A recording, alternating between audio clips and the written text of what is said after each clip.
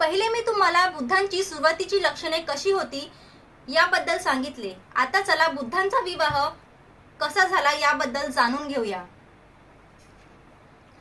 शाक्य वंशातील दंडपाणी यांची मुलगी यशोधरा अतिशय सुंदर आणि गुणवान होती. ती लग्नाच्या वयात आल्यावर तत्कालीन प्रथेनुसार तिच्या विवाहासाठी एक स्वयंवराचे आयोजन करण्यात आले. यासाठी अनेक देशातील तरुण राजपुत्रांना बोलवण्यात आले होते. या स्वयंवरात सिद्धार्थ गौतमाला सुद्धा नियंत्रण होते. स्वयंवराच्या वेळी यशोधरेने एक तरुणांमधून सिद्धार्थ गौतमाची पती म्हणून निवड केली. यशोधराचे वडील दंडपाणी यांना निवडीबद्दल थोडी शंका होती.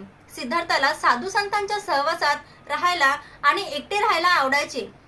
त्यामुळे हा एक यशस्वी गृहस्थ कसा होऊ शकणार असा प्रश्न त्यांना पडला होता.